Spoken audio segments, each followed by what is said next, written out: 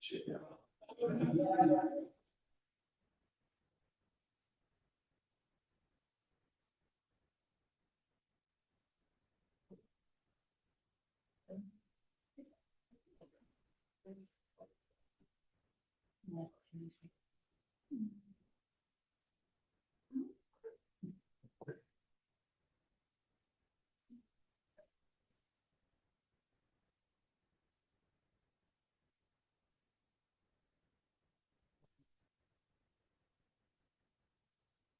evening, and I will call the 6 p.m. call the February 26, 2026 school board meeting to order. And thank you so much for all the members of the public attending. We really appreciate you coming.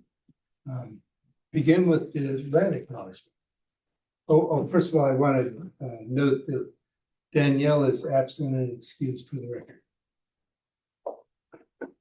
We would like to acknowledge that we gather on the ancestral homelands of the Coast Salish peoples, specifically the Nooksack tribe, who have lived in the Salish Sea Basin throughout the Savoy Islands and the North Cascades watershed from time immemorial. On behalf of everyone here, we want to express our deepest respect and gratitude for our Indigenous neighbors, the Nooksack tribe, for their enduring care and protection of our shared lands and waterways.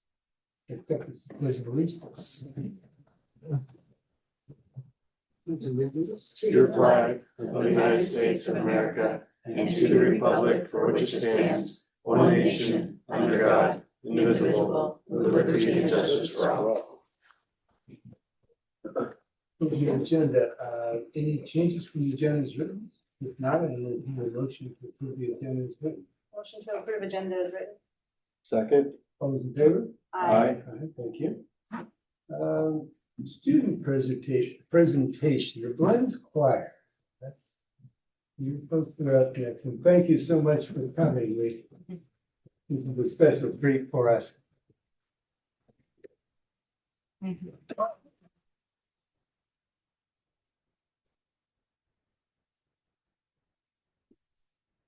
Students have two songs for you tonight. The first is a traditional barbershop arrangement that's 100 years old already, called Coney Island Baby. Bum, bum, bum, bum. Oh, goodbye, my Coney Island baby. Farewell, my own true love, my honey. I'm gonna go away and leave you. Never to see you any, never gonna see you any. I'm gonna sail upon that ferry boat, never to return again. So goodbye, farewell, so long, forever.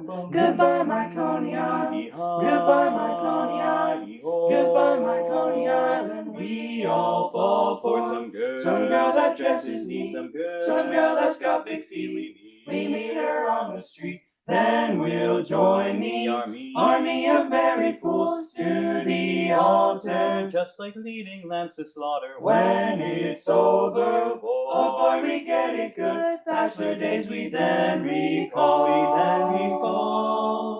Rich man, poor man, beggar man, thief, doctor, lawyer, merchant, chief.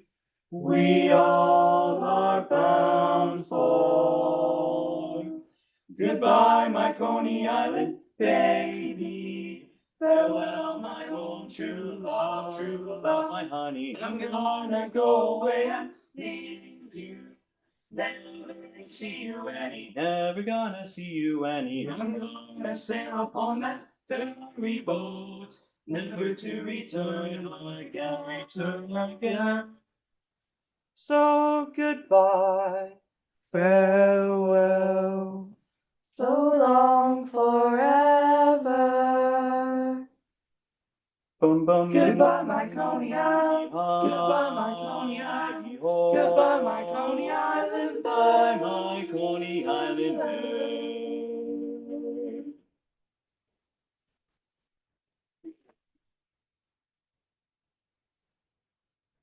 And they have one other piece. This is a piece in Coach Slavonic. It's written by Pavel Chesnikov, and again from the early 20th century.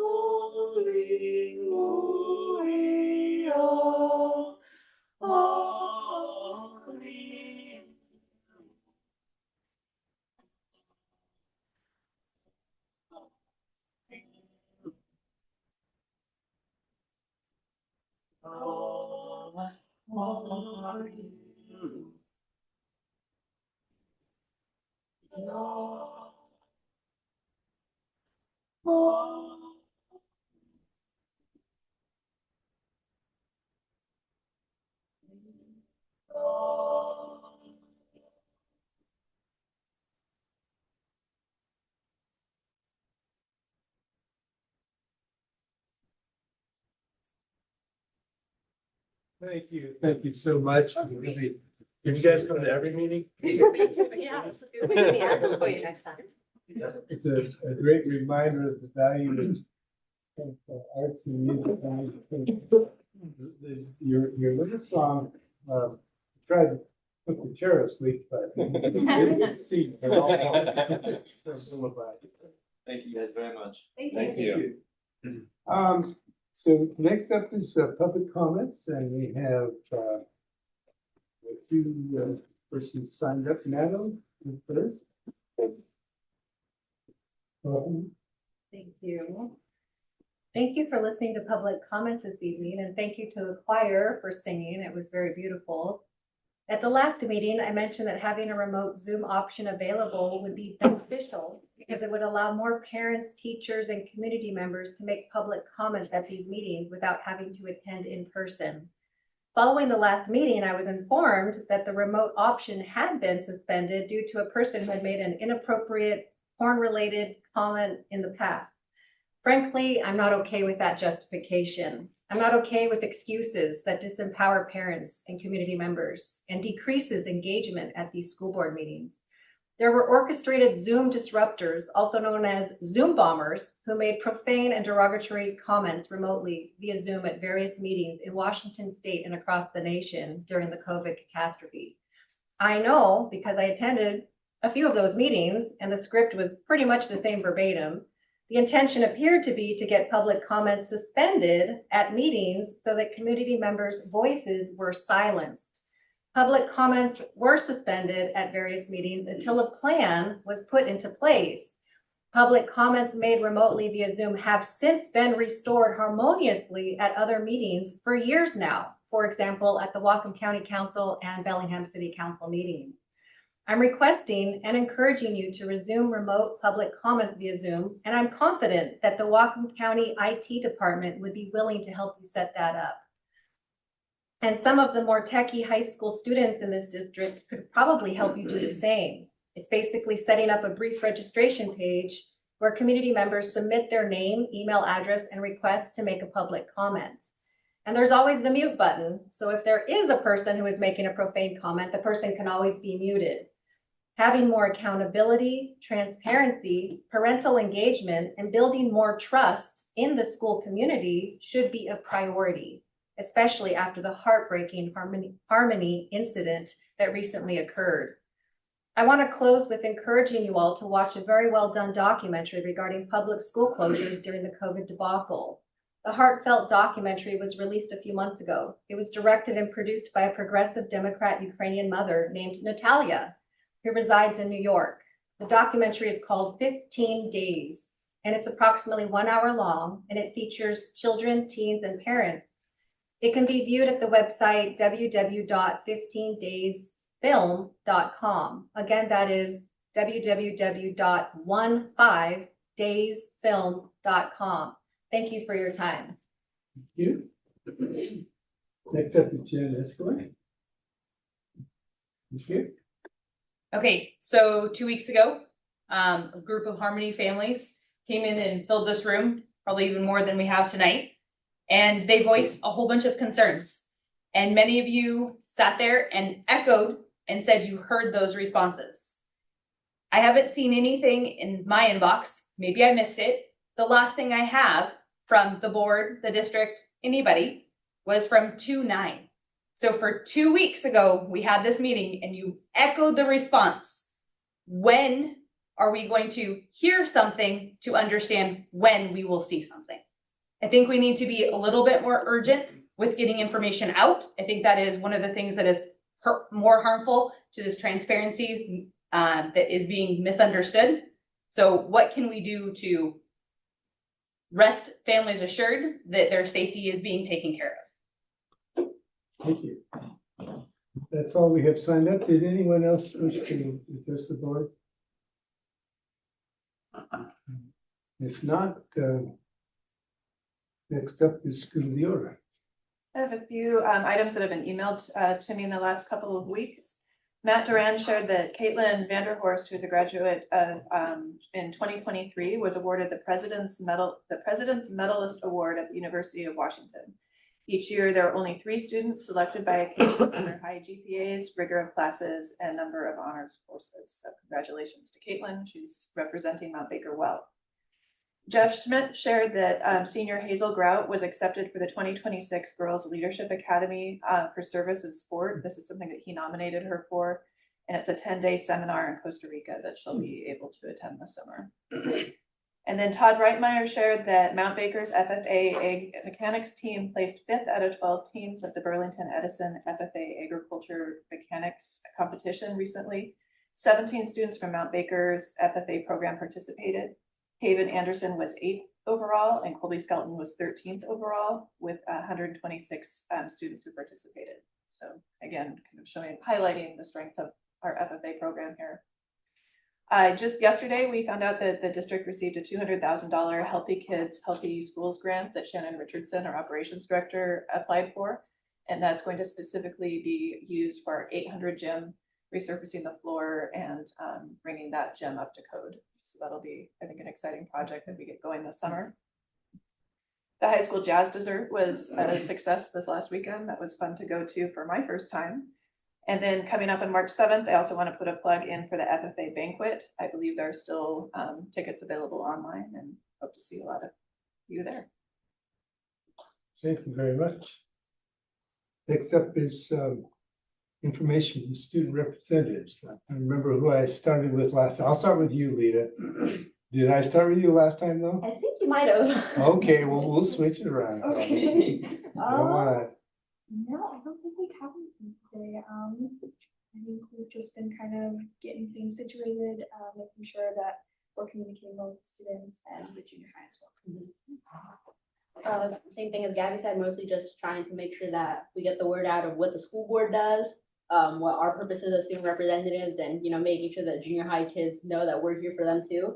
And I guess just to add on to like the FFA accomplishments, I just want to point out that the Burlington competition is usually the hardest competition of the entire like AgMet calendar. And so for them to play so highly is really great for them. Thank you. And we've been very much appreciating student participation in the strategic planning steering committee. It's a great addition. And that leads me to the next item is board discussion, which during our strategic planning process, I'm planning to have each of our board discussions kind of both a bit of a recap or at least some thoughts from each step of the process and other reflections you might have on strategic planning process. So I'll start with you, Ed. I thought it was well attended. There was lots of different people there, some people that I know from our community. There were some staff. I think most of the people here were there. I thought Jessica did a great job leading the effort. And the challenge is to capture things in a way, I think, to funnel them in so that they get utilized. But it's my first time participating in that process. Felt really good about it. I thought our little table that I was sitting at had some good ideas. So I hope everyone else had some success with that as well. But I'm looking forward to seeing this process through it. There was a lot of optimism there, and it was really encouraging. Yeah, great. I think it's going well, and I've never done a process like that either, so it's interesting to see how it all goes. I didn't know we were going to talk about this, so I was just looking at I was doing my homework right before I got down here, so I was looking at the data from previous years, and so I do have a lot of wonderings and things that I noticed. So I'm looking forward to that, and I feel like this is a big change from what we were doing before, and so I appreciate all the work that you're putting into this, Jessica, and I know that Kim's been helping me quite a bit too. So I'm going to try with a different group next time because it keeps saying same people, and I'd like to meet some more folks. So that's my goal for next time. Sit with someone I don't know. Yeah, like I didn't meet you. like all of us, we're all never done this before, so I think it's kind of a cool thing. I missed the first steering committee meeting, but the second one I thought was great. As we sat there and talked and you listened to everybody else, I think the how many people have great ideas and are voicing their opinions, and I think is really a great thing and pretty cool. An hour and a half. It's a lot in an hour and a half, so that's for sure. But I think doing a couple more and all that will be good. And then throwing everybody's ideas together and seeing what the final product's going to be. I'm pretty excited for it. Yeah, thank you. Yeah, I have been involved in the strategic planning process a number of times, and I would say this is by far the best process of all the ones I've been involved in. And I think what really works well is having a large group, so presentation, and then breaking down to the table discussions. I think that's where we really get into those topics and then sharing those back out. But it's democracy at the minute level to have that kind of discussion. And I've really been appreciating sitting at students' table because I learn a lot that way, and so that's been good for me too. And I'm thinking about the process as we work our way through the various steps along the way. I recognize that we will end up with a plan with maybe 4, maybe 5 major areas of focus with our intent is measurable outcomes for those areas. However, listening to all the discussions and all the other input that we've had from surveys and whatnot, we have a lot more good ideas than we fit in 5 topic areas. And so I'm thinking that in addition to the strategic plan with those measurable outcomes, it might be useful to have a narrative as part of our product to describe both the plan process. So how did we seek input and things like that, as well as capture many of those ideas and areas that raise to the top that may not show up in the strategic plan, but are areas that are useful for us to reflect on and capture in our. That sounds like a preamble. What's that? That sounds like a preamble. Well, it's a post-amble. But yeah, you could say it as a preamble, but I think it'd be great to, and I think it helps in our historic process of doing strategic planning to really, to be able to highlight the process, because it's not just the plan, but it's the process of how you get to the plan. So it's an idea for AI when we get to that point. I think we're getting an opportunity to have some beneficial uses for artificial intelligence in this planning process. So those were the thoughts that I had. Anything I'll give you, so Alita, and you both of you have been taking part. So on the strategic planning process, what are your observations or thoughts? I just think it's really great seeing just how many like old Baker graduates have come back to be so invested in the strategic planning process. I mean, like, I know my brother graduated from here. I'm about to graduate from here. My sister's going to graduate from here within 2 years. And so it's just nice seeing so many people that like, they don't forget where they come from, and they're still invested in seeing the school success. I wasn't at the last one. I missed it. I'm sad about it. But I was really impressed with the amount of people that showed up and the different ideas that we heard.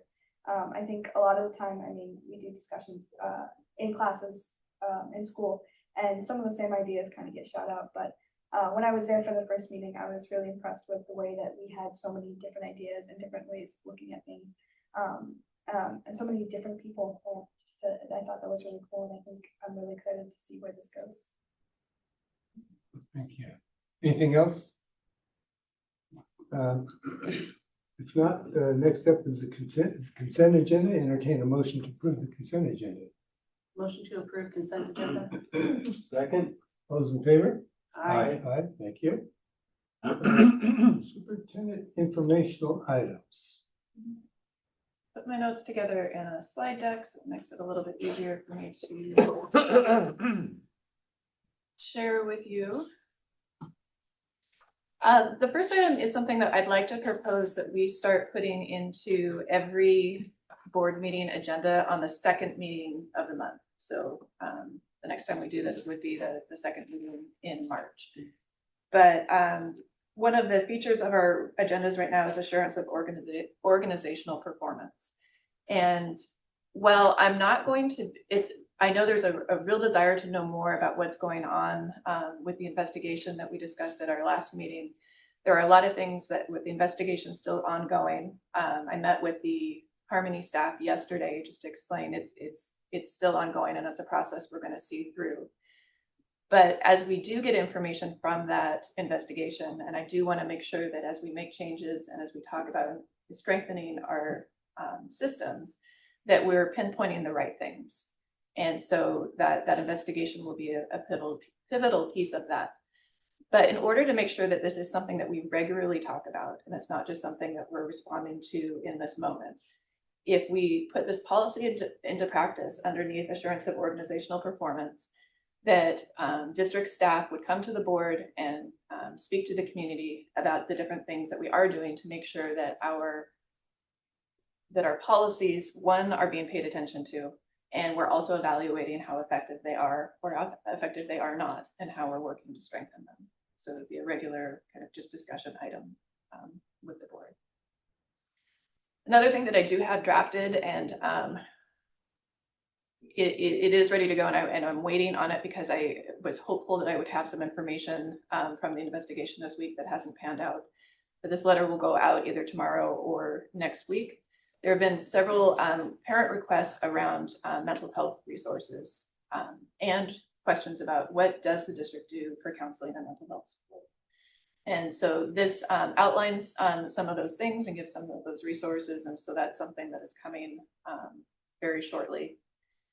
And then tomorrow, even though the board is going to be doing the site visit at Mount Baker High School tomorrow, I'm going to be going down to ESD 189 with our operations director, Shannon Richardson, and one of our counselors to the, is something that we just found out about by email just a couple of days ago, but they're doing a session on managing allegations of care and compliance. And so we're going to go to that with the intention of bringing back information for our principals and counselors and other staff. So any thoughts or questions around just this policy and practice idea? So you're gonna have staff come in once a month to talk about policies that are working or are not working. Mm-hmm. And it's gonna be relevant to our current challenges and things that we're working to improve. Yes, and by staff, sometimes it'll be me. Okay. Sometimes it'll be others, but just making sure that the people who are putting these policies that the board enacts, that we are holding ourselves accountable to you about how we're doing that and give you the, because when you approve policy, you're not approving the procedure.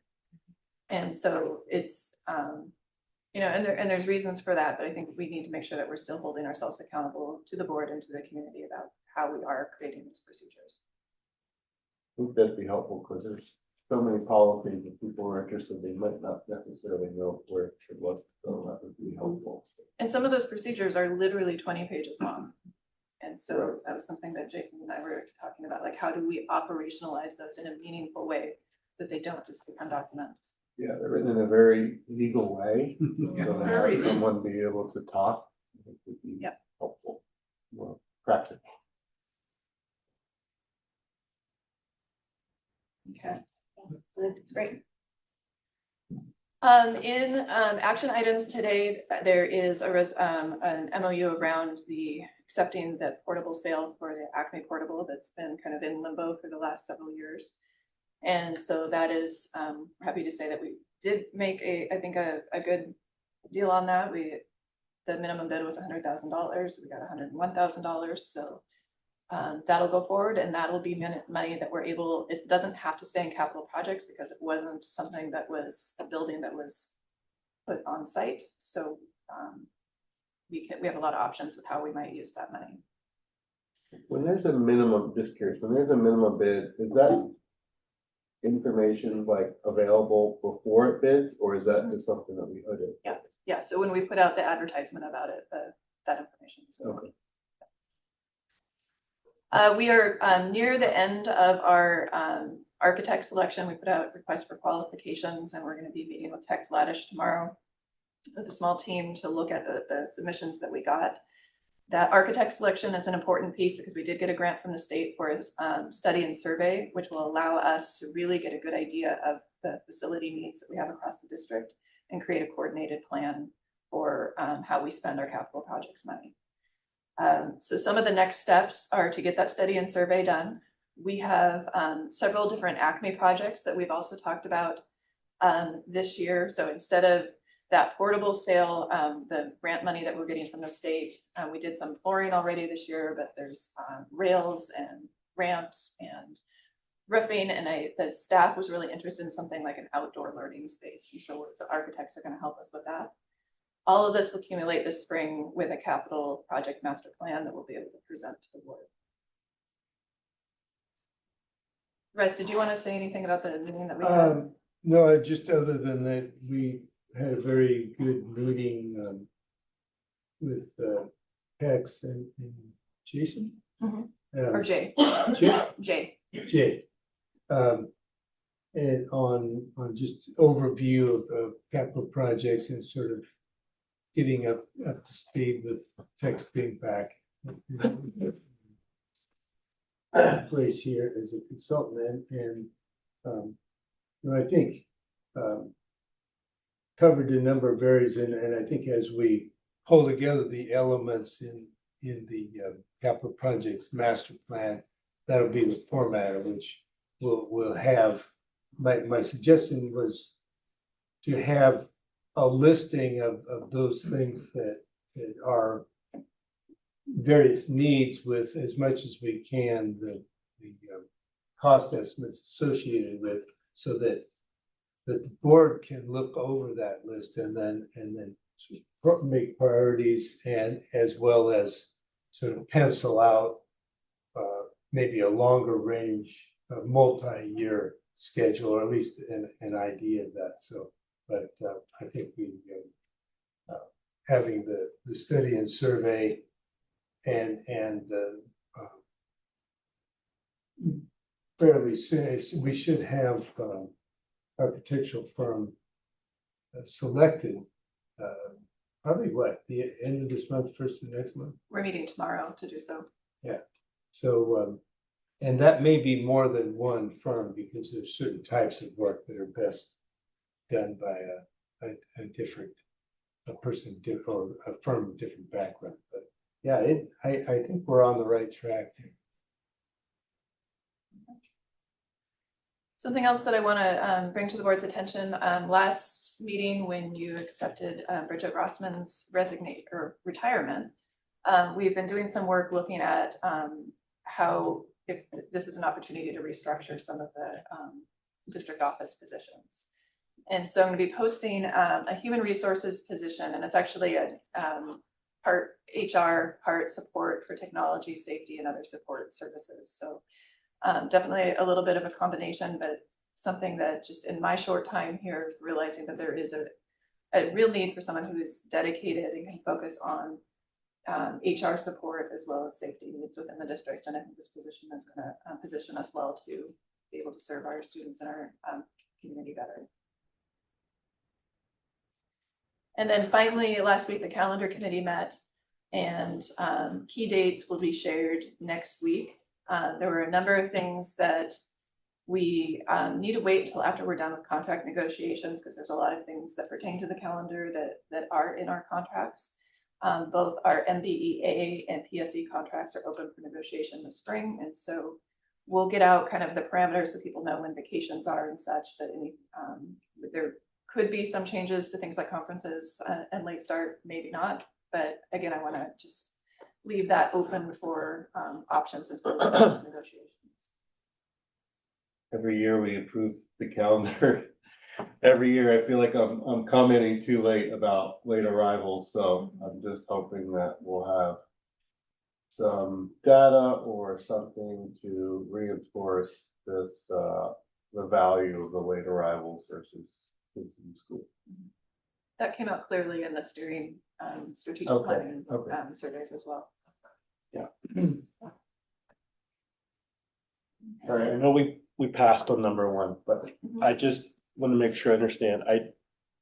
Are we waiting another month until, or is the community waiting another month until there's an update related to the challenges that we have right now at Harmony versus? I don't know how long this investigation is going to go, so I can't promise time. Okay. But that's why one of the things that I want to try and do is at least get out things that I can talk about right now, which would be giving out information about mental health resources and what we're doing to support students.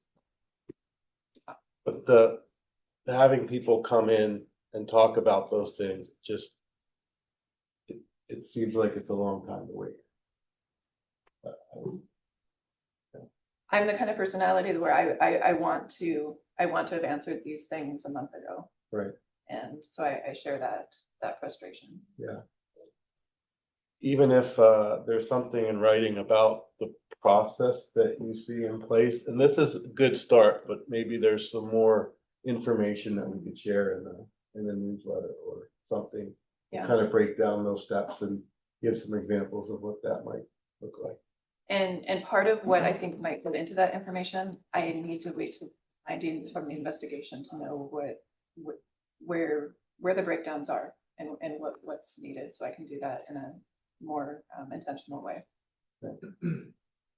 I can speculate, I've got some ideas, but I want to Yeah. make sure. Well, this is all, I mean, when we're talking about policies and stuff like that, that's not necessarily related to the investigation. The investigation, I may not be able to give very many specifics about. You know, I'm expecting no, but. Yeah, but that's gonna lead us to where are there breakdowns in our procedure? Where are there breakdowns, or where are there areas where we need to be more intentional or stronger in making sure that we're doing what the procedure says we do? Okay. And it is okay to share ideas on things that might get changed or updated or improved on, even if they're not been decided on yet? Yes, yes, and I would welcome that, and Right. Danielle had an idea, and then you've got ideas, everyone has some different ideas, right? That would be, yeah. Okay, thank you. Other questions or thoughts? Well, I think on the, I welcome the policy into practice aspect of putting in our meetings. I think there's three different main elements in terms of communicating on the sorts of things that we might cover in that. One is that would not replace letters to staff or to parents in whatever you think is a timely manner. So that I see that would still go on just as it has whenever it's timely and needed.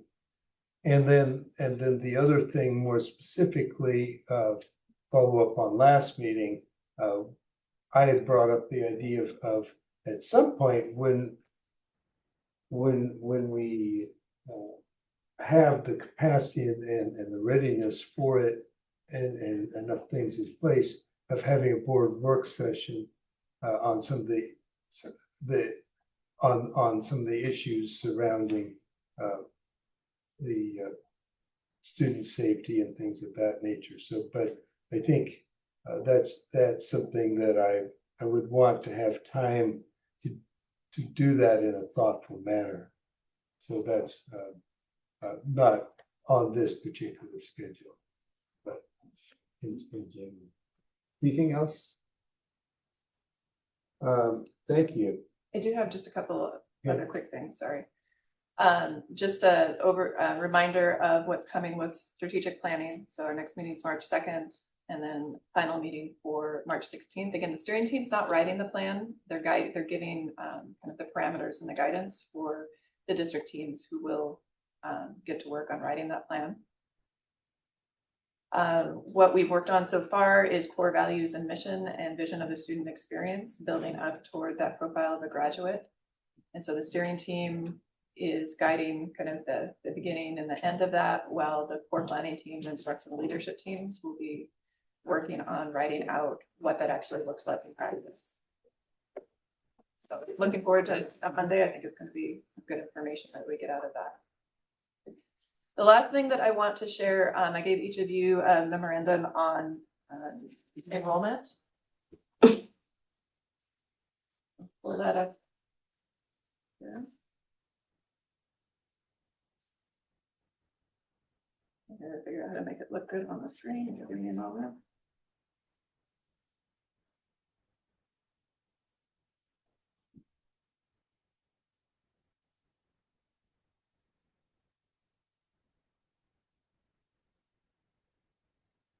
Okay. So enrollment's been something that we've talked about since the beginning of the school year, when we quickly realized that we did not have the number of students attending who that we thought would come in and what we were budgeted for. And so the budget that we're currently working under was created with an overall number of 1,520 students. And when you take out the students who aren't here for a full day, so it might be ALE, online learning, Running Start or Open Doors, the students that we need staff for are 1,449 students. Unfortunately, that many students are not who we have. And so we, in January, the state adjusted the money that we get for students by about $300,000. Luckily, we had enough timber revenue and reserves that we could absorb that. But that's not something that we can count on or that we can do in coming years. So Gatana Jensen and I have been spending the last few months really looking carefully at different enrollment models. That was something that I've said that was part of my entry plan, that we're going to look at enrollment a little bit differently this year, because we don't want to get caught in a spot where we are not getting the money for the staffing that we have. So I'm offering 3 different estimates, and I'll explain how we got to these numbers, and I'll invite Gatana to join me at any point here. And what we're hoping is a little bit of a discussion here amongst the board, because we'd like to know which of these numbers you would recommend that we go with, because the next step after this then is to look at staffing and to start making some decisions as we build the budget for next year. So out of these 3 models, you can see there's not a whole lot of difference between them, and there's not a wildly different low, medium, and high. But what we did is looking at, and Gatana will share a little bit more about where we're at currently with numbers, but we had to look at it 2 different ways. One is for staffing and one is for the total number. And staffing is what is most important when we're looking at how many teachers and support staff that we need. We get it, we're estimated to get $11,357 per student. This is currently the per pupil allocation in the House proposed budget. And when we're looking at where we are now, we're about 57 students less than what was budgeted for in the 25-26 budget. The other thing that is incredibly important to remember is these are just estimates and things could change. In fact, they change very quickly on a day-to-day basis. But if enrollment does come in higher, and we hope it will, we can plan accordingly. So we want to build the budget conservatively, and then if more students come in the fall, we can add staff if needed. We do need to make decisions about staffing now, though, because by law we need to notify certificated staff before May 15th if there's going to be any cuts. So for the first estimate, which is the 1,348, this comes from a consulting service called K-12 Enroll. I used to work with one of the people who was affiliated with this group, and so he generously gave us complimentary access to take a look at this. And this company looks at 5 different projection models, and they everything from cohort, birth rate, can't remember all 5 off the top of my head right now, but when they put all these together, they create, I know that's really hard to see on the screen, but where you've got that in front of you, that we are looking at a decline over time. And they look at these 5 models, they combine them together, and they come up with either a lower estimate, a best estimate, or a high estimate. And so we're looking at this model's lower estimate as what we're saying is our, I know this is sounding really confusing. Its lower estimate is the high estimate that we're offering you tonight. Now, the number in the graph is slightly higher than the number that I'm using because the number in the graph includes ALE. ALE is our online learning students. We have about 32 of those. And so when those students are taken out for staffing purposes, we're looking at 1,348. So that is the first model we looked at. So to get this straight, so the higher estimate number, so this page, so we're choosing the lower estimate of the higher estimate, which is different than the low estimate. Yes. Okay, got it. I should have used different words. Now I got that. Okay, and if the board or the public is interested, I have this service, there's all kinds of different graphs and different things that we can look at, and I can show that to you, but it's really interesting just looking at the trends that we're anticipating. And one thing that I shared with the executive team today when we met is it's a little disheartening to look at those declines, but at the same time, you know, we may have been a district of about 1,800 back in 2020, and it is decreasing. And we're going to do everything we can to retain the students who should be in the Mount Baker School District. But you can be a small district and still be an excellent. And that's what I want to push us forward. That, you know, even if numbers are going down, we can still provide a world-class education and experience for our students. You're not making a recommendation yet whether to go with the low, mid, or high? You're No, just I'd like to, presenting once I explain information? this, I'd like to hear Okay. from the board what your thoughts. Okay, the next way that we looked at these numbers was really looking at cohort retention across the years. And so when you're looking at enrollment, at least for myself, it can get confusing really fast when you're looking at cohorts year to year, and you're trying to make sure you're rolling groups of students up without confusing yourself. So that's why we color coded some of the things on this spreadsheet. Gitana also spent some time working with a regional business finance expert who works with a lot of school districts. And so they started looking at just some of the roll up numbers that we were starting to look at, especially for the last 3 years. And looking at the, using the right words here. Just the projection, the percent decrease that we're seeing over time in each cohort. And so where that's column here that says the 1 year column, that column where it ends in 1,340, that is our middle estimate that we'd like to propose.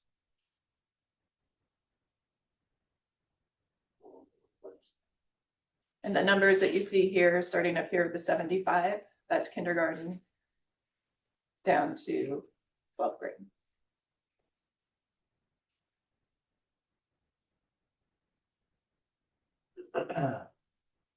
And that was the one that I was mostly kind of leaning toward myself as I was looking at these numbers, and then Gitana threw another one at me. Mm-hmm. So this one comes from ESD 189. They did this for each school district, and this is looking again, just another take at cohort survival data over time, looking at kinder through 12th grade. And then the final graph there is they're taking out ALE because we don't need to staff for ALE the way we would for a regular classroom. And that giving us the 1,327 number. Now, one thing that I think is good, I mean, even though there's different ways of looking at this, every time we were crunching these numbers, we kept coming back to we're in the same ballpark. And so that gives me a little bit of confidence that we're on the right track with this. Although in my heart of hearts, I still hope that more kids show up in August. Yeah. Yeah, I don't remember seeing before 3 different methods of doing that. So that's good. And these are all kind of consultative outside of the school district. Now looked at, so we were at 1520 before. Our budget was for 25-26 was based on 1520. Even the high estimate of 1348 is about a $2 million drop based on 172 students, right? So 1520 students down to even high of 1348 is the difference of 172 students, right? Except the district has already made adjustments for the fact that we were not at 1520. Right. And so when the state changed the apportionment in January, what are they giving us? What's our number now for apportionment? Our dollar, our FTE. It's on your slide. Yeah. I guess I'm just thinking about the last time we did a budget. Mhm. We budgeted 15-20, right? We built a Which we budget thought out was of that. conservative. Yeah, which we thought was, now we're budgeting, so just not what's happened, but we're budgeting 172 less, which is about $2 million difference. Well, I think we budgeted fairly conservatively. However, there was not much of a change from the year prior because the year prior there was an increase in enrollment.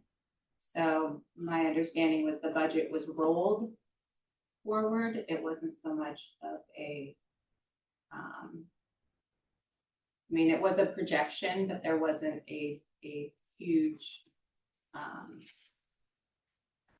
flex in the numbers because of what Brian had seen in the previous year.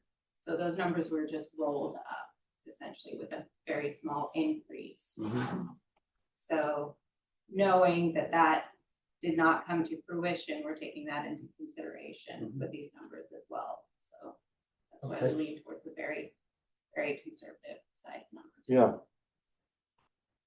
This might, I know we're gonna be talking more about this, but my question, what I'm curious about is the,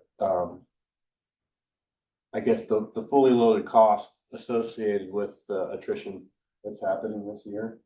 Just to get like an idea of how that's gonna compare to how much lower our budget needs to be, whether you're looking back at previous budget or where we're at right now, or however you wanna look at it.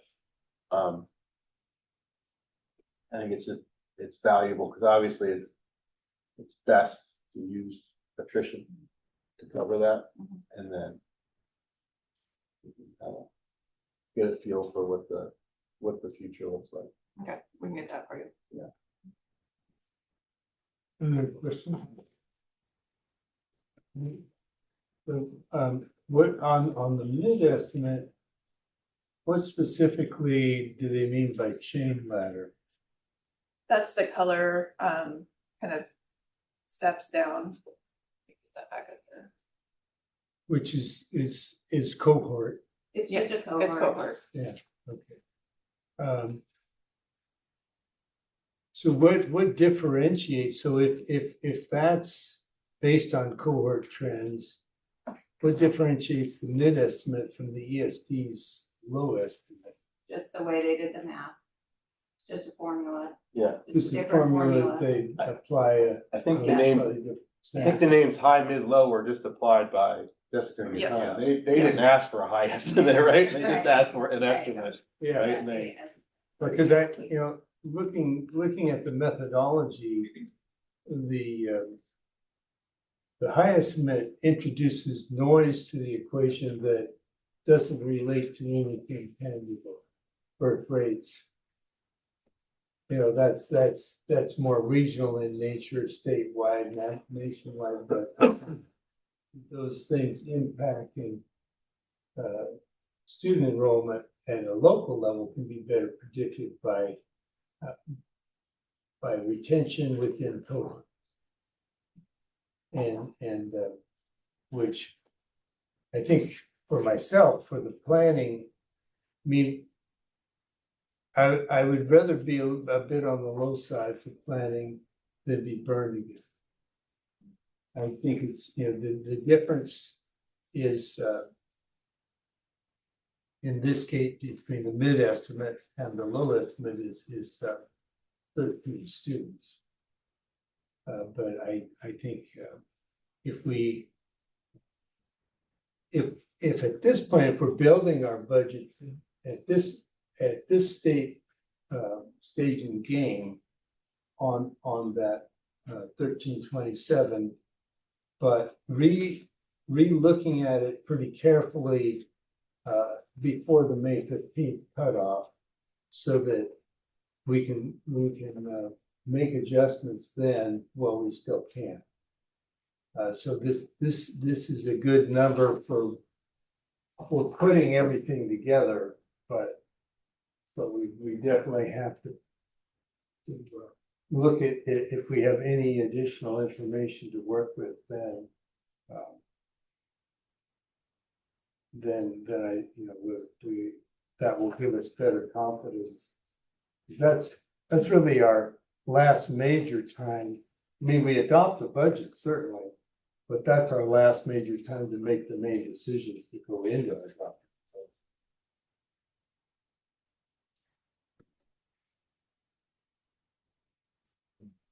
Your thoughts? I don't really. Not with the numbers, but Yeah. I'm not great at the numbers, so. So you're looking at the 1327 or the 1348? I think for planning, I want to start at 1327. We're also trying. Did you just to change your get- mind? I did. Okay. To get buy-in from the board, it has to be, we all have to be on the same page Yeah. as far as what Sure. our goal is. I mean, 13 students is $130,000, which is less than 0.5% of our budget, so I think we're close either way.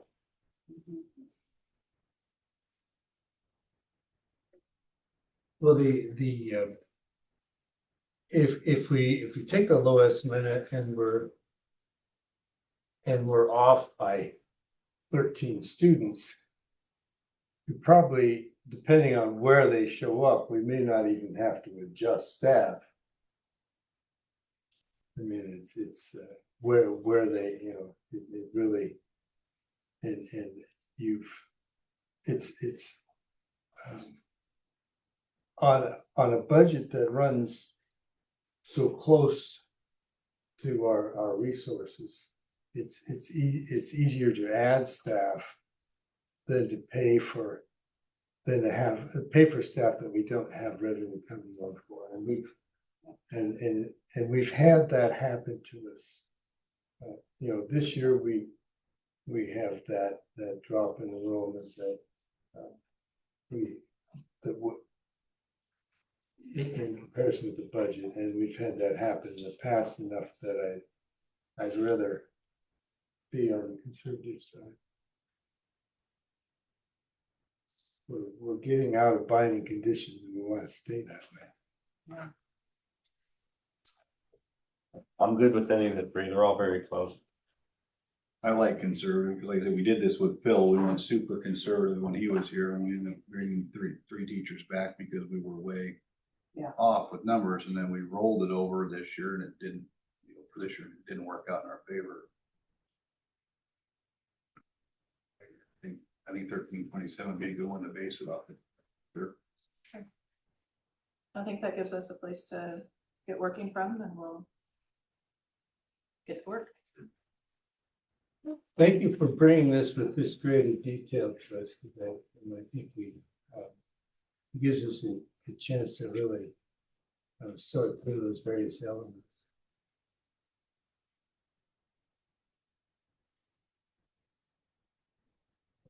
So does that finish your information? Okay, next up is teaching and learning, Mount Baker High School presentation, Matt. And I see Toby. And Toby's jumping in. And we didn't give you a nice table. No, what? I feel remiss. I don't know, I think. But you can- Where are we going? Yeah, you gotta do administrative number 5, consent agenda. No, we did. No, we did it. Did we do it? Yeah. Oh, We- never mind. You moved. I Ted moved. seconded, and we all voted in Moving on favor of it. You usually catch. That's how you try to tell. Just trying to go backward. I'm just loving meeting.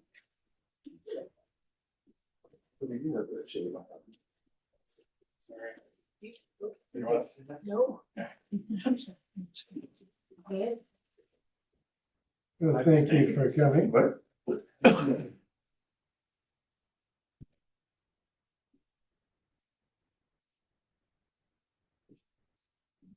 All right.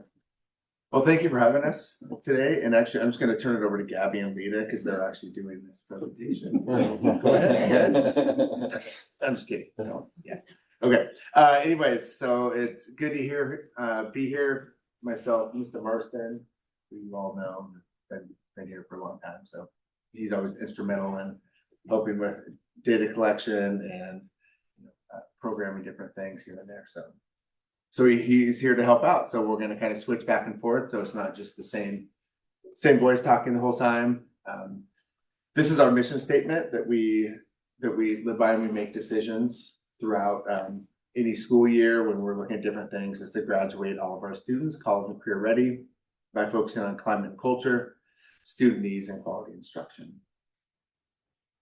When we're talking about a high school, another filter that we use all the time is, what does college and career readiness mean? So in order to operationalize the different pieces of what we do at a high school and a comprehensive high school, we have to have these understandings as we make decisions throughout the course of time, and also look at I think about the strategic planning work that we're going to be doing too, and in the profile of the graduate, and like how these kind of things play into what we're trying to do, because we're trying to prepare kids for a lot of different avenues. And the question is, where were you on the scale when you were in high school, right? I mean, that's kind of it's an interesting thing to look at, and I'm sure it's been 10 or 15 years since you guys have been there, so not long, right?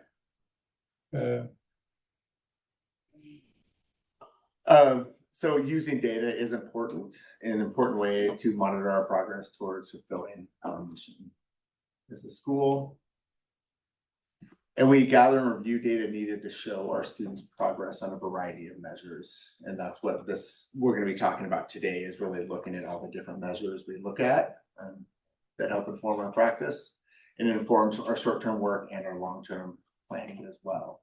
So currently, we have quite a data set. We pulled it down into different elements to share some of the things that are going on at the high school. But there's a lot of places we pulled data from in order to make these decisions. I'm not going to go through all of these, but you can see there's a lot of areas that we pulled from, and you're going to see some of those tonight. So I know the forward-facing data that everybody sees is our graduation rates and our test scores, and those are important. And we're making some adjustments and in order to improve those things. And then there's also, on top of those pieces, there's a lot of other pieces when we look at preparing the student for when they walk out our doors, and how are they doing once they leave our high school, because that also tells a story if we're fulfilling our mission.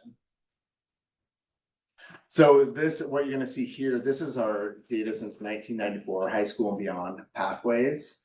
And so this is internal data that we pulled from when students do their pride presentations and how they declare what they're doing leaving our doors. So they prepare a pride presentation around these elements, whatever they declare. And so this is over that course of time. So 32 years worth of data.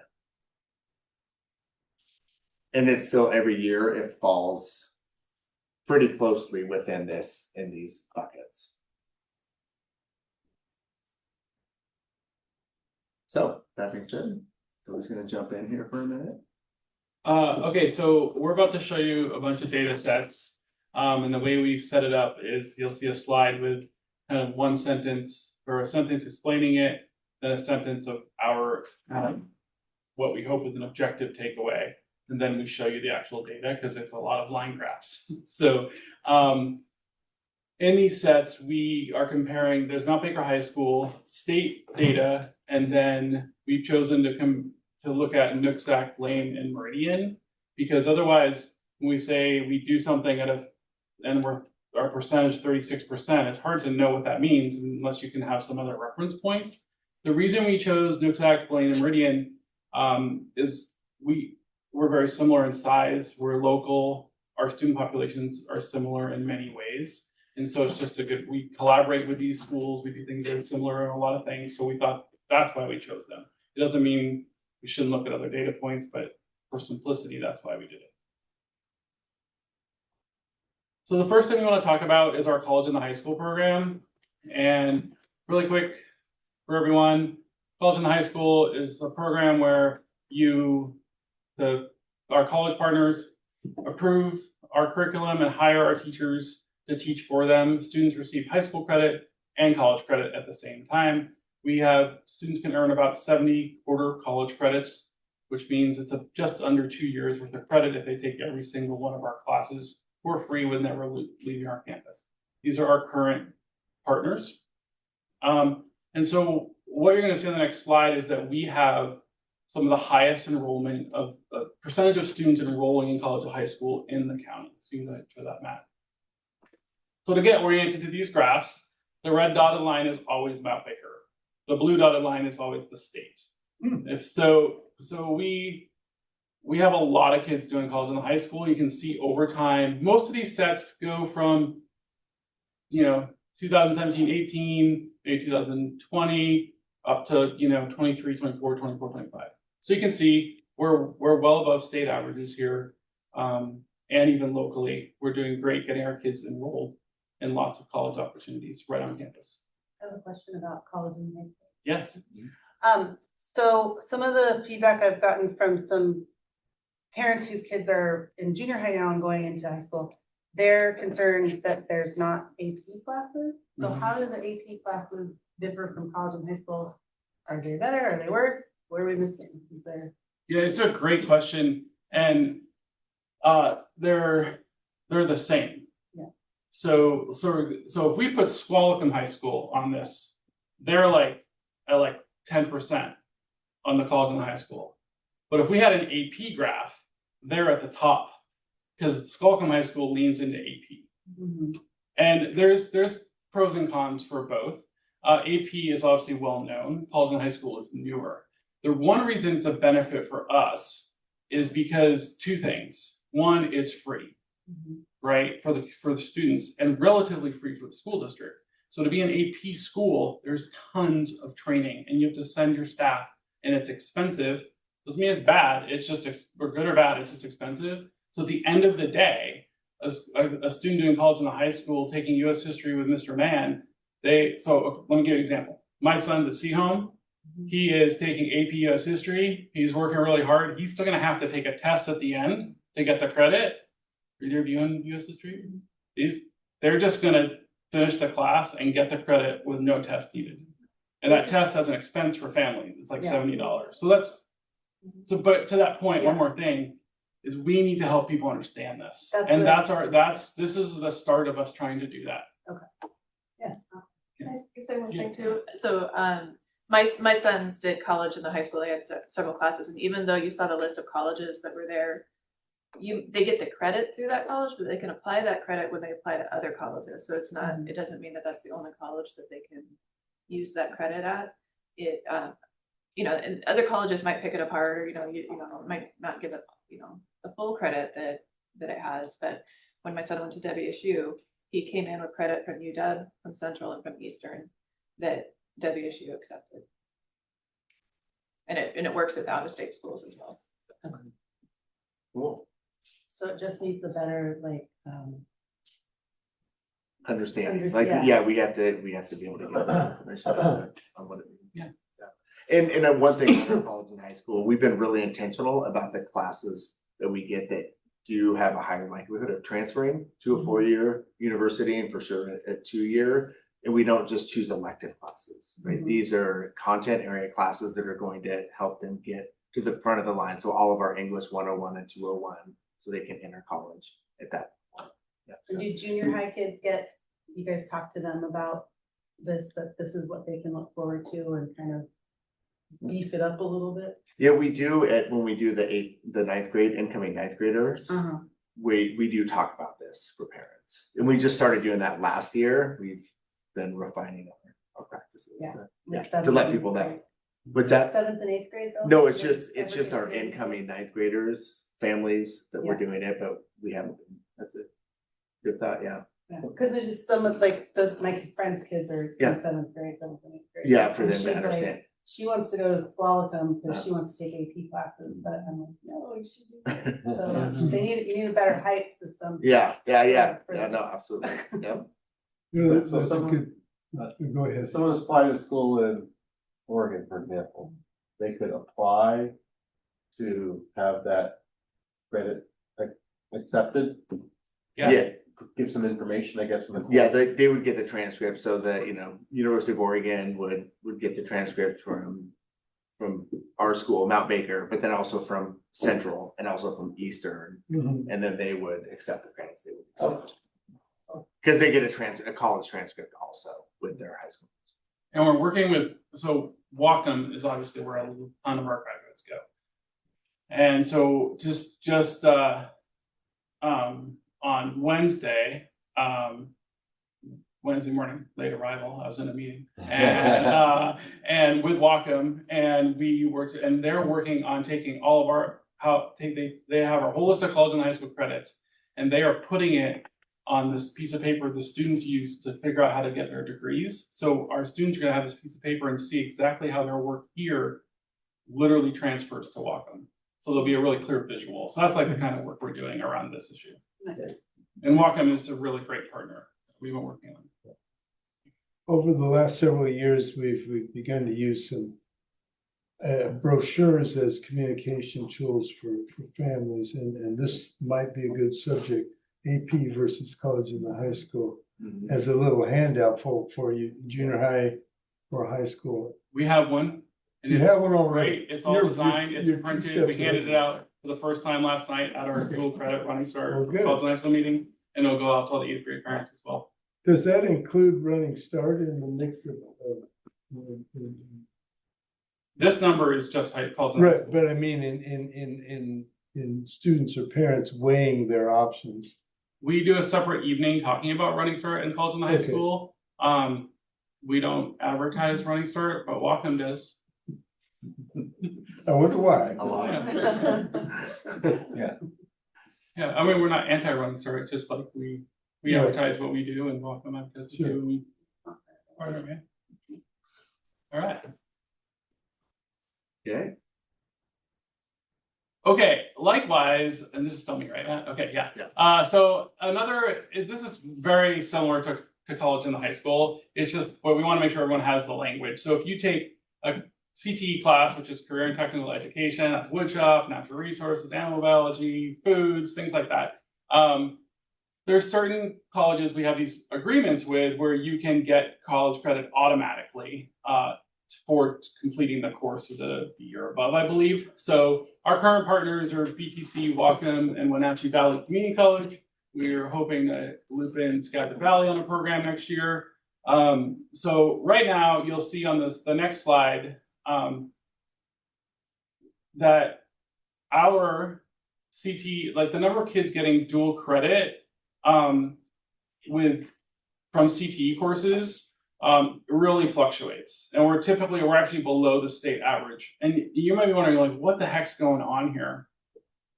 And our theory on this is directly connected to when we make adjustments in our staffing and our budget cuts. And because CTE is taking a huge hit over time in the last 5 years, where we've cut our number of CTE teachers in half, or over that actually, I think, or about that. So that's what you're seeing here. And we put this out there because we want to know, like, one, we do have a lot of kids that do get credit, and two, when we make staffing decisions, it matters.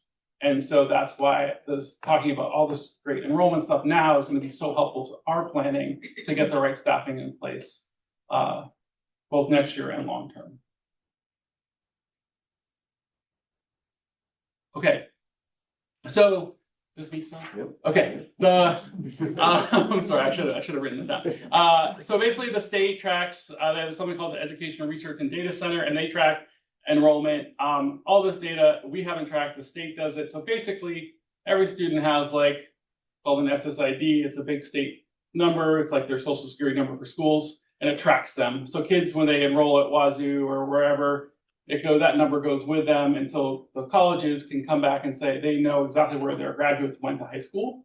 And so the state basically can track our graduates. And so what we want you to know here is that in general, Mount Baker graduates, the year after they graduate, they're below the state average in the number of kids, percentage of kids we have go to a four-year college. Okay. However, and that's this graph right here. So you'll see, kind of just looking at the blue line, about, I don't know, it's like about 21% of our kids, you'll see it hovers in the 20%, go directly to a four-year college. We've been pretty consistent on that for a long time. And that just is what it is. It's not good or bad. But the one demographic group we break out is students who identified as free or reduced lunch. Because we do that purposely, because we know from some like college readiness research that students who come from they have less income, maybe their families didn't go to college, so they're first generation students, like their parents or guardians didn't. And we do a lot of things to try to give opportunities to those students because college is so expensive. So that's why we like to look at this subgroup. And what we can see is this subgroup that we've really been focusing on for the last 10 years do go to college at similar rates as to the state levels in their comparable cohort, if that makes sense. Okay, so our kids basically if kids want to go for college from Mount Baker, they could go. Like they're competing. Right, so when you compare the last slide to this slide, it's showing a drop, and that's just people that have dropped out of college in that first year? Nope, this is just number of kids who've gone. Directly from high school to 4 years. Okay. Yeah, directly from high school. And you have to remember, for us, going from 20 to 25% is like 4 kids. Right. Right. I mean, like these little variations are just like we're right there.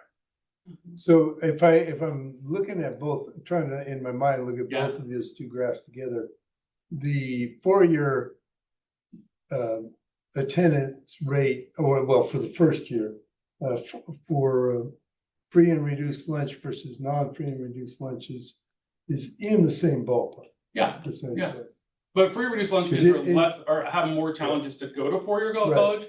And what we're seeing is that we think the supports we're putting in place are paying off to have those kids have the same opportunity. Yeah, before we had the Promise program, I think the rates, if I remember right, were roughly half of the free and reduced lunch students versus non-free and reduced were attending about half as frequently as the other. And so I think we've closed that gap. That was like from 10 years ago. You're right. We're probably talking about. That fits my philosophy is that public education is the best anti-poverty program ever devised, the best pathway out of poverty, and that's fits that.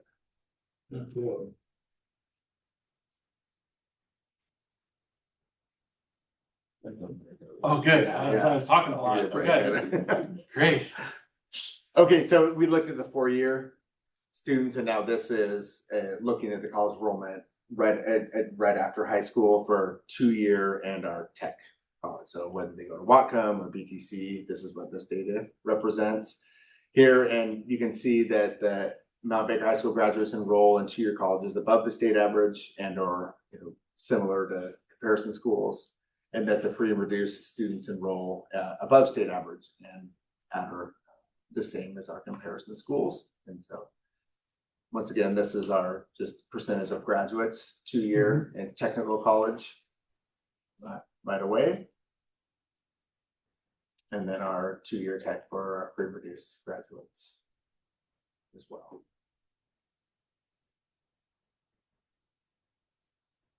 Any questions on those? Can you flip back to the other? So there again, we're roughly the same percentage. It doesn't seem to make a difference whether you free or reduced lunch or not. And then you combine the 2 and 4-year, you're running about 50%. Yeah. Is there any way to tell, because I know a lot of kids will go to a 2-year and then they'll transfer out to a 4-year. So is there any way to see if maybe that's the difference that might be why people don't go directly to a 4-year or directly after high school? Oh, you mean because they started the 2-year? Yeah, because they started and the then move 2-year on. transfer because usually it's cheaper. Yeah, and I think, and so correct me if I'm wrong, that's where the SSID number helps with the data because it is now tracking it. That's not something that's always been there. So I think that's a really good question. Yeah, I think in our community, especially people like tend to go to Whatcom or BTC. Yeah. And the reality is in the state of Washington, of people who get a bachelor's degree, a 4-year degree, half of those people started at a community college. Like that's the norm now. And people don't think that. They don't know that, but that's really because really it's just too expensive. So yeah, I don't know if I answered your question, but I know, I was just wondering, see if there's any way to like see if that could be like the correlation of like why direct enrollment into 4 years are down, but like why 2-year enrollment has been so steady along the years. I mean, my theory is money. Exactly. I don't know that, but that's not like a data point. Yeah. Yeah, it's a great question. Yeah, that's a good question. Seems like a good thing for the student reps to dig into. Yeah, my first quarter at state college tuition was $100. Aging yourself. I always told my guys. It's not like that anymore. This is true. Okay, so the next one we're gonna look at is college persistence, and that is, do they go back after year 1? Right, so they go their first year, and do they continue going? So it's defined as continued enrollment at any institution in the second year for high school graduation. So what you'll see is that the Mount Baker High School graduates persist at a 4-year college lower than state average, but are on upward trend. The graduates persist in a 2-year college above the state average and above or at comparison schools here. And then our free and reduced students persist slightly below state average for both 4 and 2-year colleges. So we'll take a quick look at these graphs.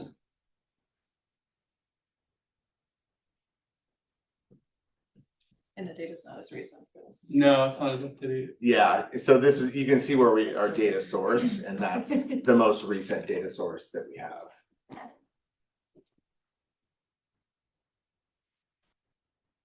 So this is the 2-year in tech. You see right in the game with all of our partners around. This is our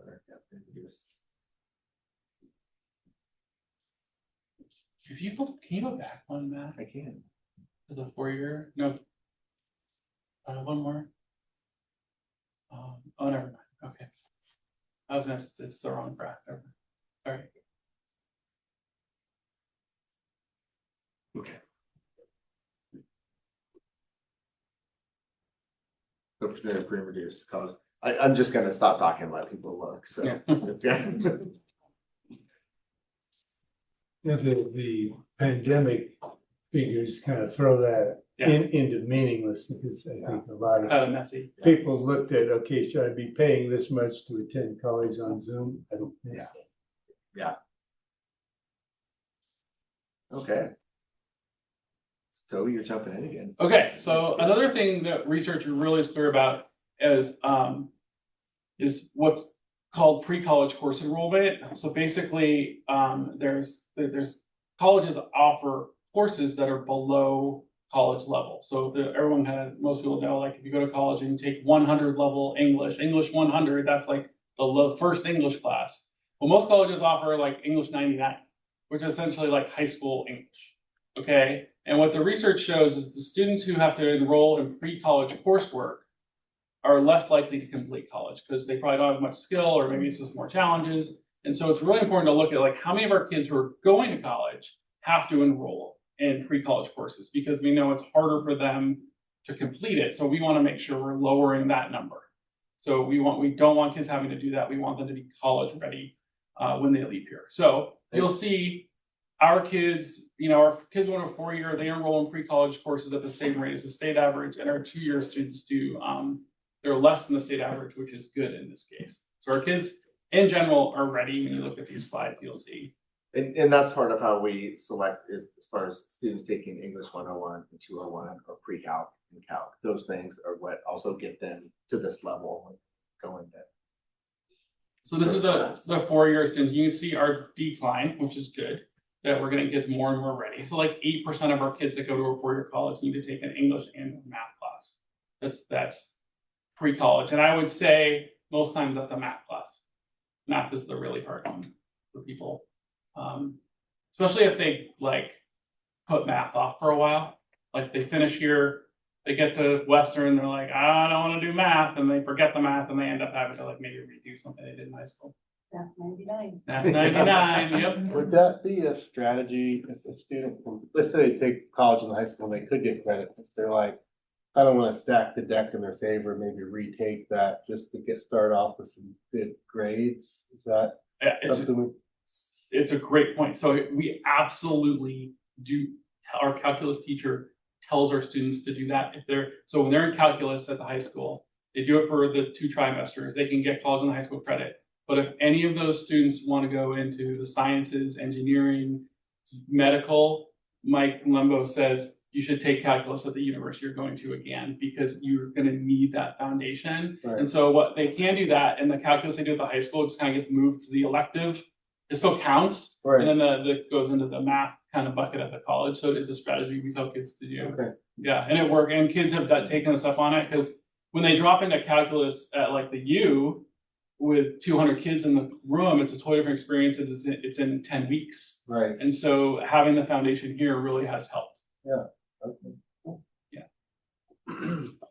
Okay, this is again pre-college. Our kids, about 8% of our kids that go to Wacom or BTC are taking a pre-college class. Again, I would say most of those, we're working with Wacom Community College to get this exact data so we can know exactly what's going on with our graduates in more specific ways so we can support them. Okay, another thing is FAFSA. That's the federal free application for federal student aid. That's what you have to do to get like college loans, grants, scholarships. There's also lots of research that students who don't, if you do this, you're more likely to go to college because you get money. It's not like that complicated. A lot push in Washington State. So basically about 2/3 of all our seniors complete the FAFSA, but over 95% of the students who say they're going to college complete the FAFSA on our campus. And you can see like we just got this dialed. People call us all the time to ask us how we do it. You can look at the data on this one. We're just way above all averages. And this is a testament to our teachers. We can access this data. We can't see personal data. We can see if kids have completed it. We send it out to our teachers, and our teachers just gently nudge our students to get it done. And then because it's in the pride presentation, they have to do it. So it works out. And of course, families who don't want to do it, they are allowed, there's an opt-out. It's a family decision, but you can see we got this one dialed, and we know this helps our kids go to college. Absolutely, yeah. Okay, so I'm jumping back in here. So now talking to some of our CTE data and CTE concentrator data. So what a CTE concentrator did is Todd Reitmeyer, is our CTE director, prepares a lot of data for the state in order to keep supporting our programs. And it's definitely it's a strength of our district, is our CTE programs. But what you're going to see is a CTE concentrator is a student who has earned 2 credits in a single CTE program in their high school career. And so a couple examples of the programs are manufacturing and technology and agriculture. And those are some of the classes that are in there. So with that being said, so one of the things, what you'll see in here is there's a state goal for these areas. And then we're going to talk about where we stack up in here. And it's over the course of typically 5 to 7 years is the data. So this non-traditional CTE enrollment, so I gave an example. So what this graph is telling you is there's 56 students in the graduating class of 2024 that were CTE concentrators, meaning they took those 2 credits in that pathway. So 70%, 72% of our 56 students, CTE of the 56 concentrators, enrolled in a non-traditional CTE course. And so an example, this is the data that the state tracks is, so girls enrolling in metal shop would be non-traditional, boys taking greenhouse would be a non-traditional course. So that's something that, you know, we've like had a big focus on over the Mhm. course of time, and you can see we do really well in that area. So some of our post-secondary credentials, this is an area where we're working to improve this. Our state goal is 36%. And this is earning a recognized credential when they walk out of our doors. So they have a food service card, they have forklifts, which if you've never seen kids trying to get a forklift certification, come here sometime out back. It's amazing. We have cones especially for it. But anyways, you can see what the areas are, the student credentials. And like right now, Miss Linson's working on a small animal CPR certification is going to be one, so they're going to get approved for that. Small animal CPR, yeah. You never know. We do have a dog program here, so it might come in handy. There's a lot of pigs over there too, so you know, it could come in handy. But that's an example of one of those. And so sorry, can I say something? Of so course. so remember we went a year without the foods program. So this is one of those things where this is roughly related to staffing. Now that we've rebuilt the foods program, I would anticipate you're going to see, because every kid running through the nutrition and wellness class is going to get their food service cards. These numbers will go up again because we're staffed. And one credential that's not represented anymore is the CPR cards, because it's not in CTE anymore, health, but it'll the goal. So, okay, now work-based learning. You can see our state goal is 51%. And what you'll see here is 90% of our CTE concentrators have participated in work-based learning. So some of the examples of that is the Mount Baker Student Industries, whether, you know, in the metal shop, they're selling different things to the community, the greenhouse, the plant sale, our yearbook, wood shop, fish hatcheries in there is considered service learning. There's the forestry. Russ has probably heard of this one, the Van Zandt Dike. Mhm. But yeah, the cruising for trees for the DNR, that's one of the things that they're doing and recognizing, preparing them for the life after high school. Yeah, that's great, because those trees crews then show up in our revenue years down the road. Yeah. Exactly. Okay. So awesome. And what does that all mean? Right. So just talking about how some of these things inform just our daily practice. So I'm going to give you a few examples. We can talk more about it when you visit tomorrow, but this data helps us create different courses. So you'll see our college readiness course that we created, and that was prior to not having our college and career counselor. And we did this as a way that they're actually getting more support than they ever have in this class. So every student who says they want to go to a four-year college is enrolled in this in trimester 1. And during that class, they do their college research and applications in that class, right? They have a chance to write their scholarship letters, financial aid education, resume, all the things that they're going to need to actually apply to a college happens in that class. Is this a version of Pride class, or is this apart from it in addition? It's apart from, it's separate from. Yeah, it's an actual class in their schedule. So yeah. So if they've identified as being a four-year college student, they get enrolled in this class. And on the same token is our work readiness, which is what I'm gonna be able to take you in and you're gonna see tomorrow because it's happening this trimester. We created this class on the heels of college readiness because we were realizing we weren't necessarily preparing our students intentionally for the workforce as well as we could be. So some of the things they work on are interviewing skills. They do the resumes. They actually do job applications in there, workplace safety, worker rights, all those different things. And it's been really awesome.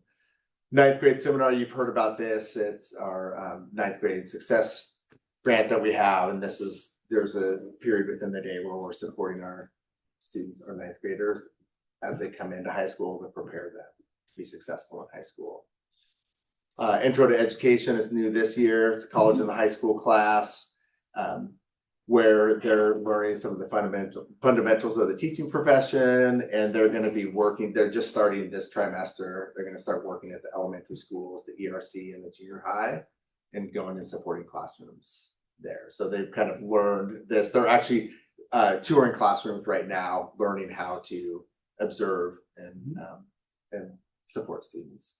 Intro to trades, plumbing, electrical framing. It's an amazing class. And next year, we're going to be doing an intro to law and justice class and collaborating with the Whatcom County Sheriff's Office, who will be teaching that class. So those are just some examples of how we take that practice in action. And then also, we look in our areas of improvement that we need to be looking at. Some of the things we've already talked about, increasing our SBA scores. These are some things we're doing this year to help move the needle in the direction we want to go. And I won't read through all of those at this point in time, but you can see there's things we're doing specific for SBA scores or graduation rates. And then attendance, I'm going to talk a little bit about that here in just a second. So attendance is a concern.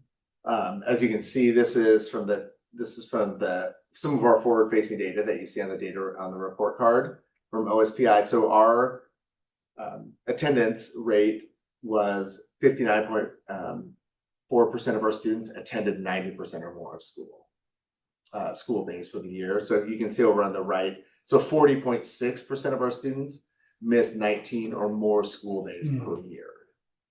That's just to quantify that number. You can see I put our district percentage as well.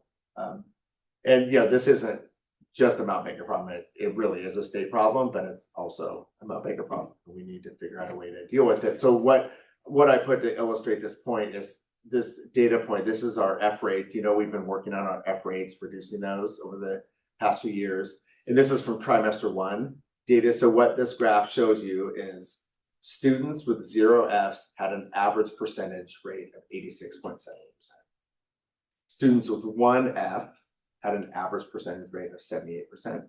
Students with 2, 73, and you can just see it works right down. So, you can definitely tell. I mean, I put this in the thought of the workforce. I mean, if you had a job and you were missing that many days, you wouldn't be at that job much longer. And so this just gives us a good visual of what we need to work. So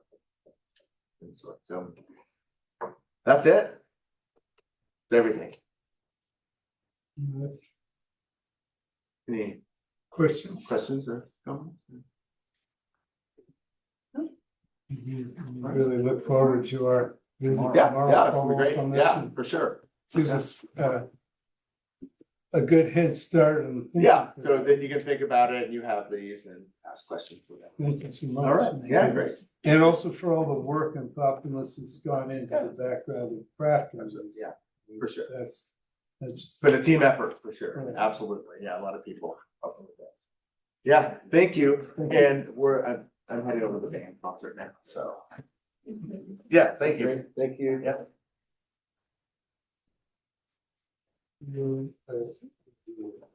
Next up is the monthly finance report. Comment?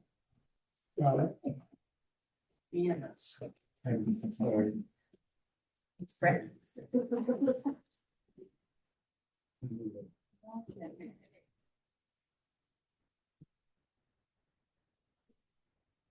I worked on sharing.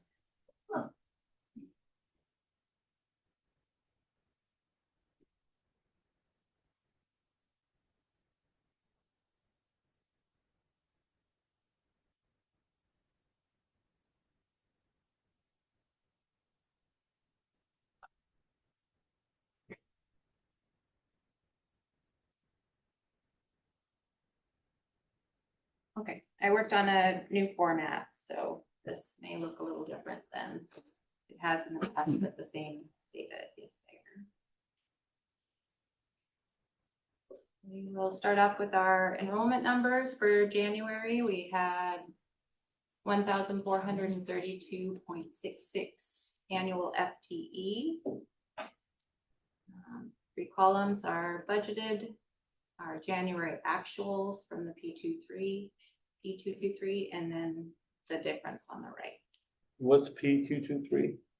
That's the report that gets sent in for our FTE for students Okay. to OSPI.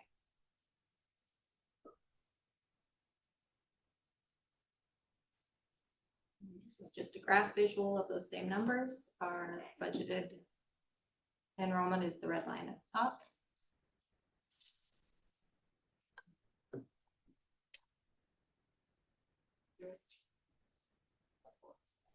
Fund balance, general fund balance as of January 2026 was 1.3 million.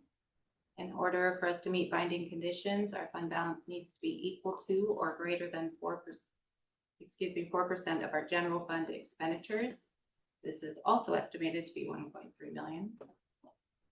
Board policy 6022 requires a minimum fund balance of at least 5%, which is what we're working towards. The decrease in our fund balance reflects timing difference between expenditures and revenue collections. We do expect the balance to improve in April when the next round of tax receipts are received. We continue to be frugal on spending and are closely monitoring our fund balance and cash flow.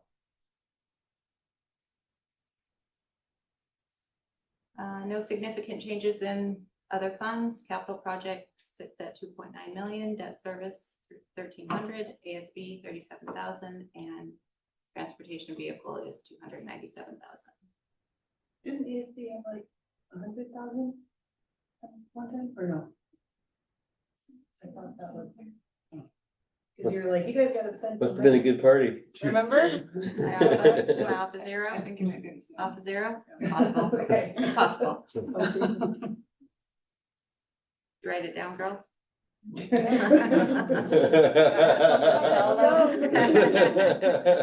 been spending some money. Yeah.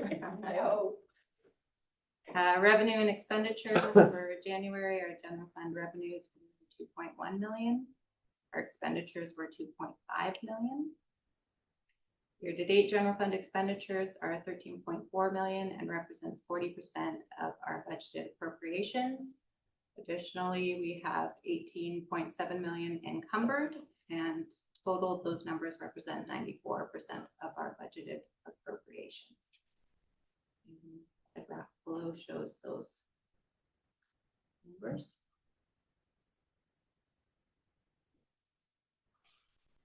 I showed this last month for December. This is January's snapshot of the cash flow that I work with. So it gives you an idea of what numbers are falling where and where our revenue is coming from. So if you look at the January 25-26 column, that's our revenue and expenditures for January.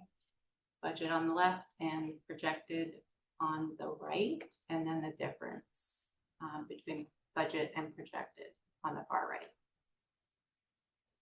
And projected is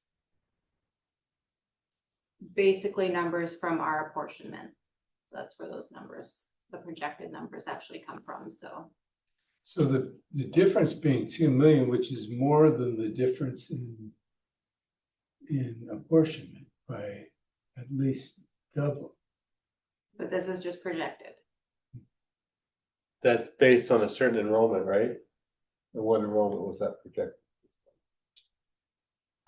Projected is based on our current enrollment. Our budgeted was our high enrollment.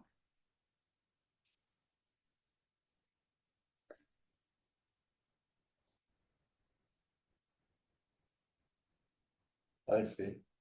Good.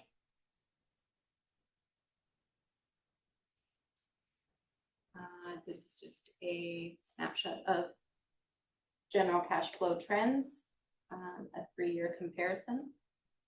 So the trends tend to fall, carry the same line. And the jump is in October and in April when we get our taxes.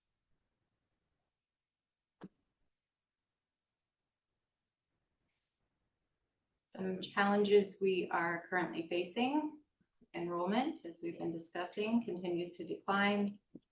Birth rates have a big impact on that, and believe it or not, we're still facing fallout from decisions that were made during COVID. Trying to recover from that. Funding is declining and tightening due to not only decline enrollment, but structural issues with our state funding formula. State is not keeping up with inflation, and there continues to be gaps, specifically with special programs, transportation, and MSOPs, which is material supplies and operating costs. And then our goals, we remain focused on aligning staff levels with our current enrollment. So focus on building our staff around our student FTE as a primary focus. We continue to closely monitor our fund balance, cash flow to ensure financial stability. Priorities include limiting expenditures and essential purchases, pausing new hires, submitting monthly grant claims in a timely manner. And despite ongoing challenges, we're committed to strengthening our fund balance.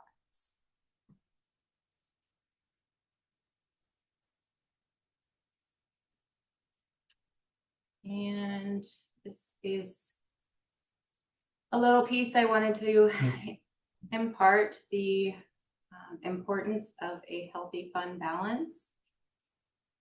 A healthy fund balance acts as a vital architectural foundation, protecting the learning environment from financial volatility.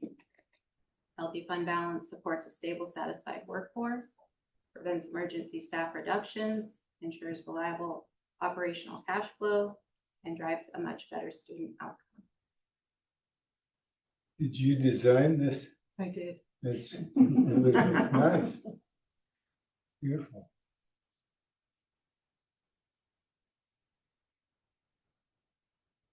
And then an update on our annual audit. It started on February 9th. They're doing a financial audit, a federal single audit, and an accountability audit. That is ongoing. They've been on site just one day, and then I meet with them weekly. And the board will be invited to an exit conference to discuss the results at the conclusion of Do you have any idea when that would be? at least a couple weeks, mid-March probably, until it's concluded. I don't know when they'll schedule an exit interview. But they're making progress, so. And that's all I had tonight. Another question. I think maybe Josephine at some of the logging revenue helped us offset an enrollment decline below. So it's helped us. What about the rest of the year? Do we need we need something like that moving forward to make sure? Timber wasn't a huge amount, but remember at the start of the year, we were talking about using timber funds to give both athletics and the arts some extra money. But because of the enrollment decline, we said we needed to hold on to that so that, because we knew we were going to take a hit from our fund balance because of that adjustment. We also started with a much higher fund balance than we anticipated, which helped as well. Okay. So we started higher, and even though we're lower, we'll still end where we need to be. I hope so. Okay. What we're working towards. It's tight, but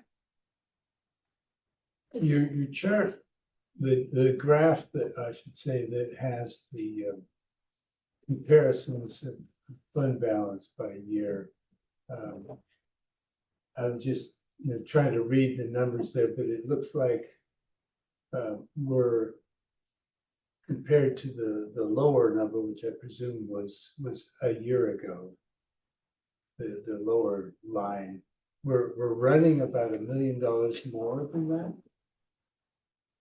at any given point in time on the fund balance as those two lines go along, or we're following about the same pattern. the black line is 24-25, so we're doing much better than we did last year. 23-24 is the orange. Okay.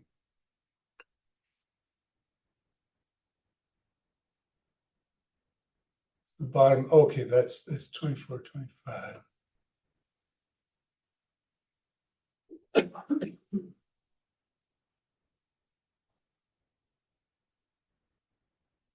And then the difference between, that's what I was also asking, the difference between the two lines is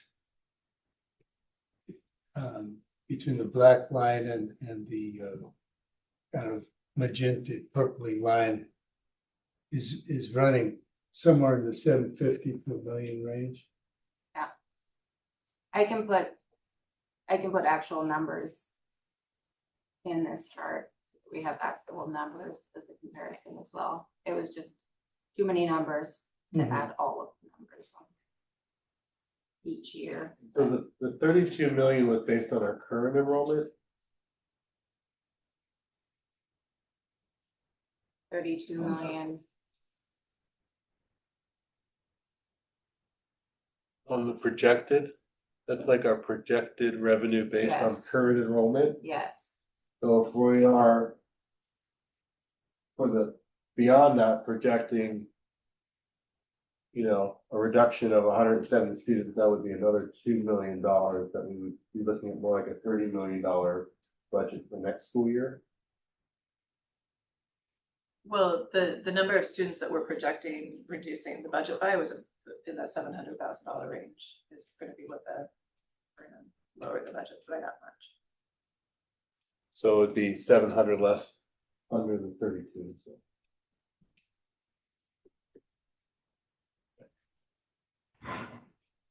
And that'll all come as we move forward. There'll be plenty of information about budget and what we're doing. Okay. A lot more numbers to be looking at. In addition to the state budget, the other kind of thing that's unknown that's out there is contract negotiations. And so we need to, we'll need all of that information before we can finalize what we do.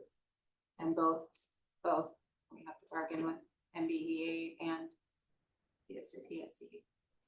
When does that start? PSC starts March 17th, St. Patrick's Day.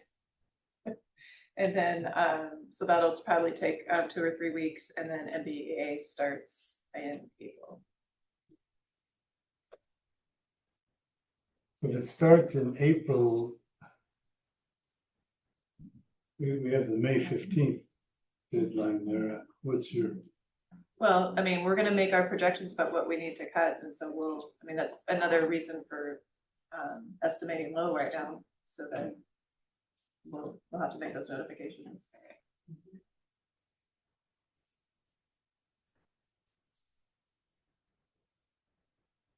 Anything else?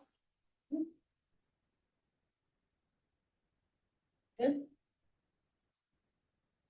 Thank you. Thank you. Thank you. Thank you. Do you have another part to your presentation?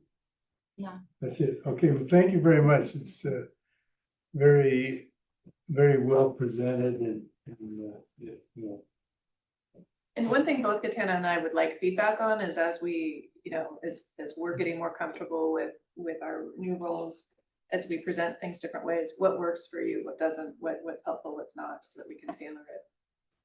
Okay. So far, so good. very good. So next up are board action items. First up is my make a resolution 25-26-5 WIAA membership, which we is an annual renewal of that. Anything else to say for that? Nope, just standard. Any questions or on the WIAA? Other than the fact that we got an email today from Miranda Evans, she's the WIA representative. Well, Yeah. I think it's to either to me or you or both. What's that? I think it's to the Oh, you WIA guys- rep. Yeah, I think on that one, I don't did it say when the feedback needs to be back by? It just said that the vote will take place March 17th.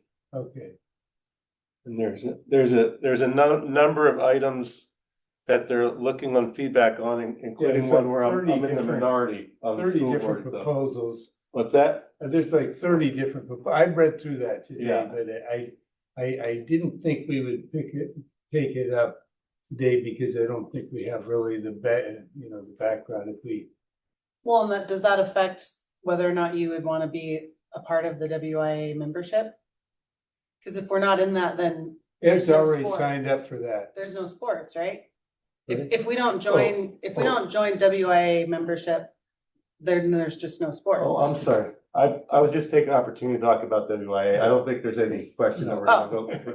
Those Well, that's what we're talking Yeah, about I here, know. that's not on the agenda. The only thing in common is they both have WIA. Right. Okay. But I think I wasn't prepared to address these because I just saw this today too. So I didn't think it was appropriate to address, how we might weigh in on any or suggest to weigh in on this. But I think tonight, if we just concentrate on Sure. the annual resolution for the WIA membership. So, are there any other questions on that one? No. If not, I entertain a motion to approve resolution 2526-5. Motion to approve resolution 2526-5. Second. All those in favor? Aye. Thank you. And next one is now we have this as a memorandum. It's as opposed to an action item. It's under action items. That's how we did, the property was just the memorandum.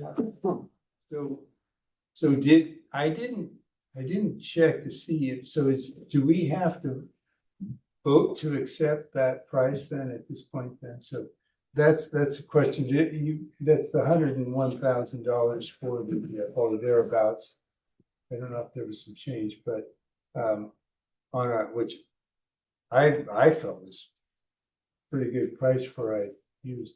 Yeah, I mean, because we haven't incurred any cost from storage, right? It's just they've been storing it. They have been very gracious in Yeah. letting Yeah. us store it there.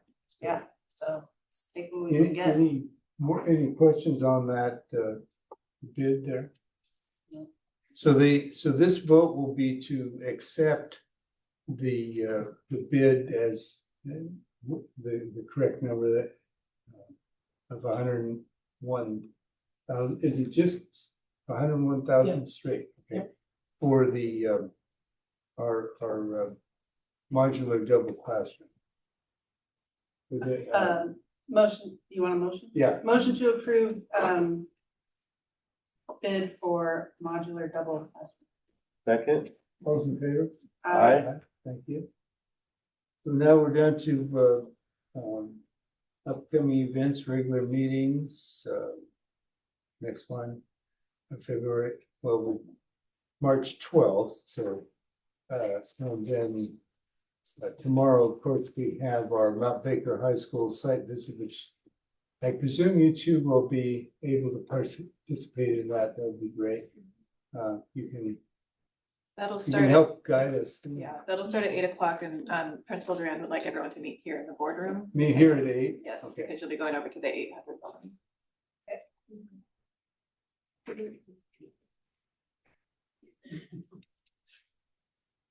And I am gonna be, I think in the March 26th and March 20th and April 23rd meetings, I was planning on attending remotely. So if you would like to chair those two.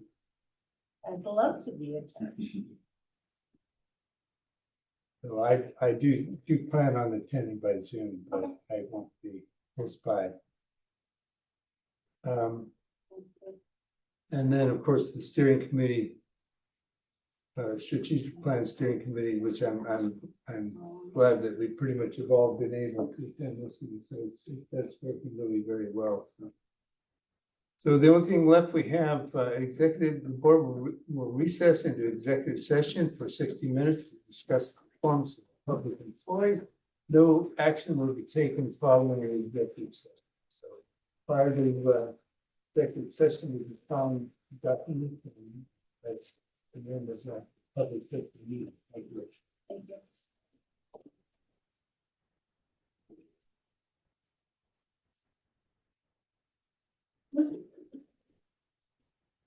I was just gonna fill the room.